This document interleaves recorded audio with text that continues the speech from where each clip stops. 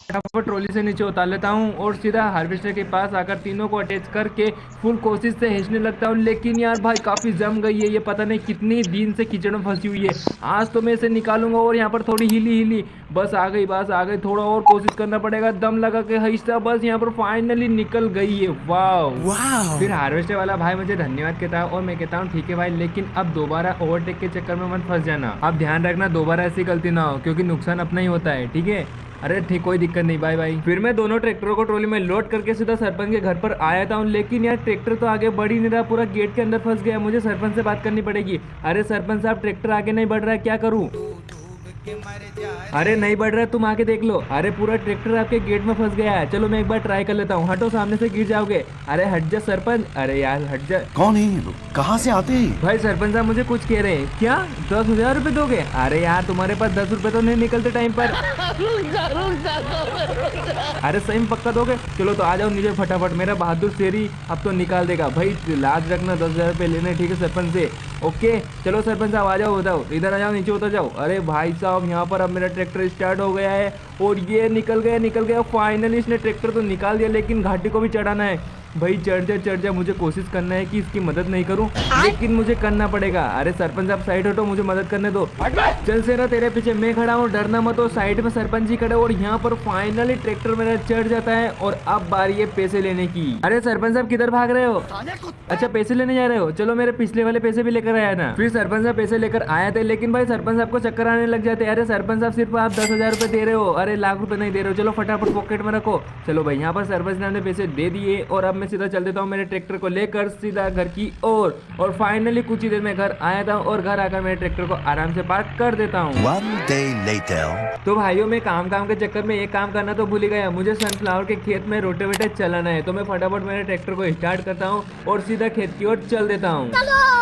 फिर मैं ट्रैक्टर को लेकर सीधा खेत पर आया था और खेत के अंदर रोटेवेटर को रख कर खेत की जुताई करना शुरू कर देता हूँ। लेकिन यार मेरे ट्रैक्टर को फुल मॉडिफाई कर रहे थे तो मेरा रोटेवेटर जमीन के अंदर टिक ही नहीं रहा और ऊपर ही घिसा रहा। भाई यहाँ पर क्या करूंगा मैं यार। चलो जैसे तैसे मैं पूरे खेत की जुताई तो कर देता हूँ। और यहाँ पर भाई सामने से व्यू देखो कितना खतरनाक लग रहा है। 2 hours later. फिर फाइनली मैं 2 घंटे के अंदर पूरे खेत की जुताई कर देता हूँ और जुताई करते करते करीबन 4 बज जाते हैं। और मुझे याद आता है कि अरे भाई साहब 4 बजे तो मुझे बच्चों को लेने जाना था। चलो यहाँ पर भाई 4 बज गए, मुझे लेने जाना पड़ेगा। फिर मैं चल देता हूँ ट्रैक्टर को लेकर सीधा घर की ओर और घर पर आकर मैं ट्रैक्टर को आराम से पार्क कर देता हूँ और मेरे दादाजी की जीप को लेकर सीधा चल देता हूँ स्कूल की ओर।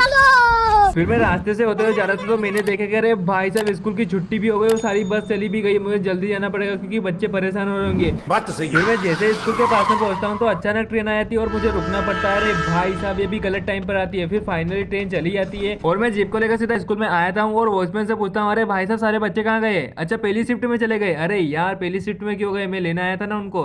अच्छा चलो ठीक है मुझे जाना पड़ेगा शहर। फिर मैं जैसे ही शहर की ओर जा रहा था तो अचानक ड्राइवर साहब का फोन आया था। हेलो, अरे हाँ ड्राइवर, क्या बात कर रहा है? अरे कैसे हो गए एक्सीडेंट? Oh my God! अरे यार तूने ऑयल के ड्रम में कैसे ठोक दिया? अरे तू क्या दारू पी के गाड़ी चला रहा था क्या? अबे तू थोड़ा सा बहन।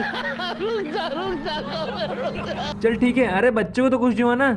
चल ठीक है मैं आ रहा हूँ, वहीं रुक। फिर मैं सीधा पुराने पुल पर आया था और देखता हूँ कि अरे भाई साहब एक ट्रक इधर लटक रहा है और बस इधर लटक रही है और सारे बच्चे बस के अंदर ही बैठे हैं। मुझे कुछ करना पड़ेगा। फिर मैं गाड़ी में बैठकर सोच ही रहा था कि अचानक भाई जेसीबी वाला आया था, तो मैं फटाफट उसके रास्ते में गाड़ी को रोकता हूँ और उससे मदद मांगता हूँ। फिर वो मेरी मदद करने के लिए हाँ कर देता है और मैं जेसीबी को लेकर सीधा ट्रक के पास में आया था और चेन से अटैच करके धीरे धीरे ट्रक को खींचने लगता हूँ। निकल जा और फाइनली मैंने ट्रक को तो निकाल दिया है। और अब बारी है बस की, लेकिन उससे पहले मुझे सभी ड्रम को हटाना पड़ेगा। फिर मैं फाइनली सभी ड्रम को हटा देता हूँ और जेसीबी को रिवर्स करके मैं जैसे ही बस को अटैच करता हूँ तो बस अचानक पूरी तरह से हिल जाती है और आगे बढ़ने लग जाती है और पूरा फोर्स मेरी जेसीबी पर आया था। लेकिन अच्छा हो कि मैंने चेन को अटैच कर लिया था, नहीं तो पूरी बस खाड़ी में गिर जाती। लेकिन अब नहीं गिरेगी क्योंकि पूरा फोर्स अब जेसीबी पर है और मैं फुल रेस दे रहा हूँ, लेकिन निकलने का नाम ले रही है और मेरी जान हथेली पर आ गई और फाइनली मैंने पूरी बस को बाहर निकाल लिया और सभी बच्चों को मैंने सुरक्षित कर लिया है। फिर मैं सभी बच्चों को लेकर उनके गाँव आता हूँ और गाँव आकर सभी बच्चों को नीचे उतार देता हूँ और बच्चों को बोलता हूँ कि बच्चे डरना मत, ठीक है, आराम से जाना घर पर। फिर मैं सीधा चल देता हूँ घर की ओर। A few moments later. और मैं जैसे ही घर पर पहुंचता हूँ तो मैं देखता हूँ कि अरे भाई साहब इतनी भीड़, अब क्या हो गया? फिर मैं बस को साइड में लगाता हूँ और पूछता हूँ